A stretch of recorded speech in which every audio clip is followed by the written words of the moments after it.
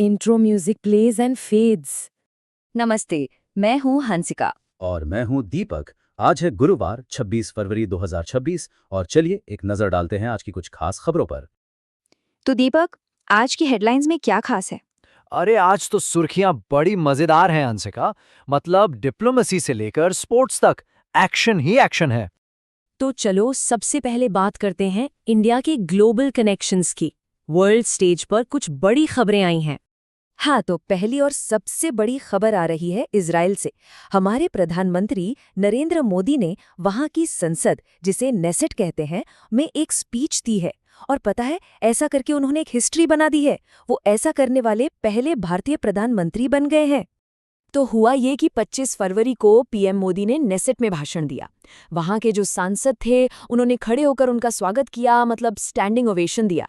और इतना ही नहीं, उन्हें पार्लियामेंट का सबसे बड़ा सम्मान speaker of the Knesset medal भी मिला। और पता है हंसिका, ये बात इतनी इम्पोर्टेंट इसलिए है क्योंकि इससे फ्यूचर के लिए दोनों देशों के बीच रिश्ते और भी मजबूत हो रहे हैं। इंडिया और इजराइल ने ना एआई, साइबर सिक्योरिटी, एग्रीकल्चर और वाटर मैनेजमेंट जैसे कई जरूरी फील्ड्स में साथ काम करने के लिए अग्रीमेंट्स भी साइन किए हैं। अच्छा, डिप्लोमेसी की बात चल ही रही है तो एक और बड़ी खबर है। कनाडा के प्रधानमंत्री भारत आए हुए हैं।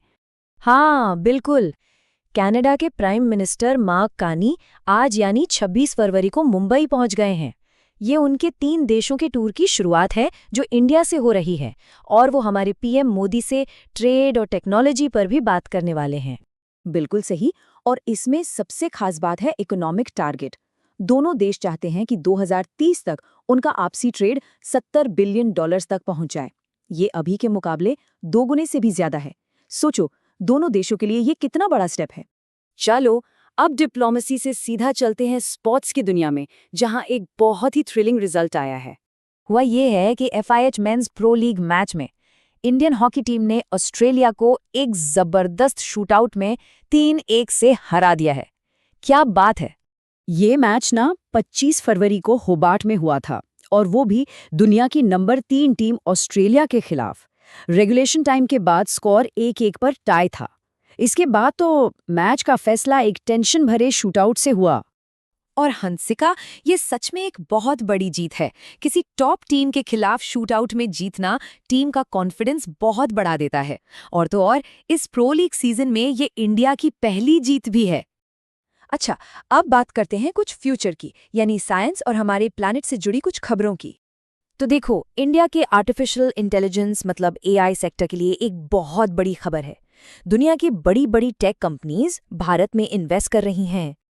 असल में इंडिया AI इम्पैक्ट समिट 2026 के बाद अमेज़न और माइक्रोसॉफ्ट जैसी कंपनियों ने इंडिया के AI इकोसिस्टम में बहुत बड़ा इन्वेस्टमेंट करने का वादा किया है।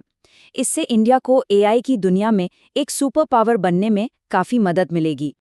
और ये रकम कोई छोटी मोटी नहीं है, पूरे $50 बिलियन।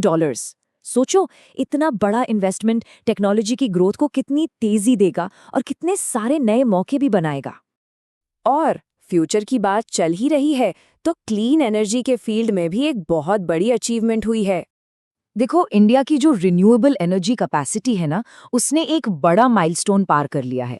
इसमें 141 गीगावाट से ज्यादा सोलर एनर्जी और 55 गीगावाट विंड एनर्जी शामिल है।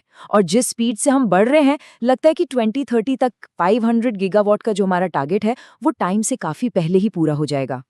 सही बात है। और यहाँ सबसे जरूरी बात पता है क्या है? इस प्रोग्रेस की स्पीड।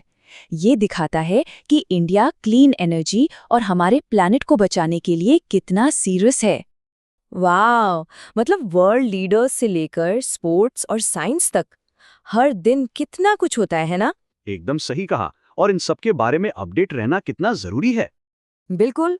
और ये मुझे डॉक्टर सूस की एक बहुत अच्छी बात याद दिलाता है। उन्होंने कहा था, आप जितना ज्यादा पढ़ेंगे उतनी ही ज्यादा चीजें जानेंगे, आप जितना ज्यादा सीखेंगे उतनी ही ज्यादा जगहों पर जाएंगे। और बस यही हमारा आज का आखिरी विचार भी है।